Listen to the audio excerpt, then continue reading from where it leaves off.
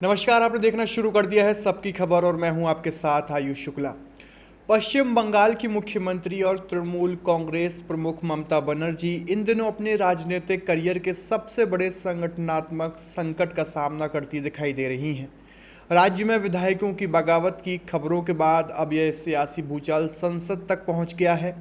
Party की वरिष्ठ सांसद काकोली घोष दस्तीदार ने दावा किया है कि तृणमूल कांग्रेस के करीब 20 लोकसभा सांसदों ने लोकसभा अध्यक्ष ओम बिरला को पत्र लिखकर भाजपा नेतृत्व वाले राष्ट्रीय जनतांत्रिक गठबंधन यानी एनडीए का समर्थन करने की इच्छा जताई है।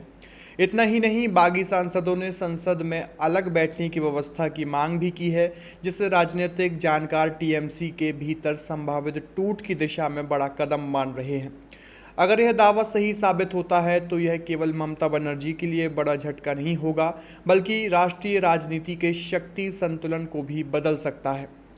दरअसल इस पूरे घटनाक्रम की अहमियत केवल बंगाल तक सीमित नहीं है। इसकी असली गूंज संसद के आगामी मॉनसून सत्र में भी सुनाई दे सकती है।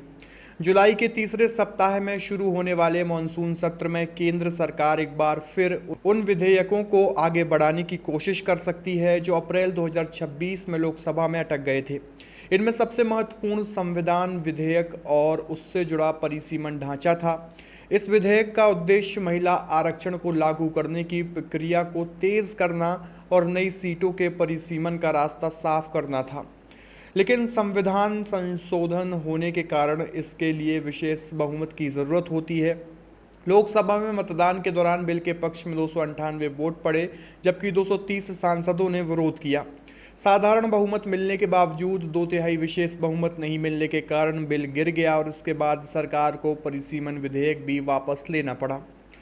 यहीं से टीएमसी की बगावत का राजनीतिक महत्व बढ़ जाता है। मौजूदा लोकसभा में एनडीए के पास लगभग 293 सांसदों का समर्थन माना जाता है।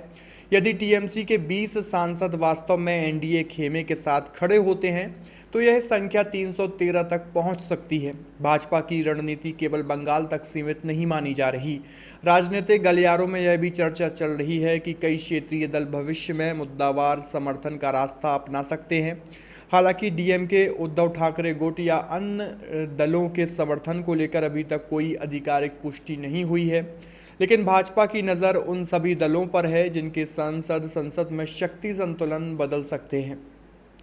यही वजह है कि दिल्ली की राजनीति में इन दिनों केवल टीएमसी की बगावत की चर्चा नहीं है, बल्कि इस बात की भी चर्चा है कि क्या यह बगावत मोदी सरकार को वह संख्या दिला सकती है जो अप्रैल में उसके पास नहीं थी।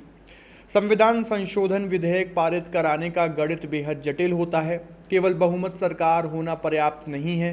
संविधान संशोधन के लिए सदन में आवश्यक उपस्थिति के साथ मौजूद और मतदान करने वाले सदस्यों में 2/3 समर्थन चाहिए होता है।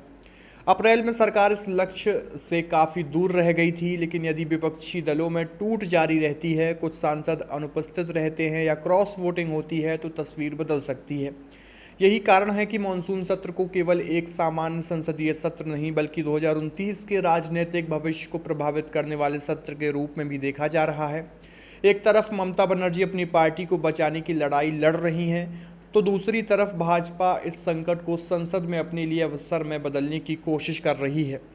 आने वाले कुछ सप्ताह यह तय करेंगे कि टीएमसी की यह बगावत केवल एक राजनीतिक विद्रोह है या फिर वही घटना है जो संसद में वर्षों से अटके बड़े संवैधानिक बदलावों का रास्ता खोल सकती है। आपकी इस पूरी खबर को लेकर क्या राय है, कमेंट बॉक्स में अपनी प्रतिक्रिया दीजिए। बने रहिए सबकी खबर के साथ। शुक्रिया।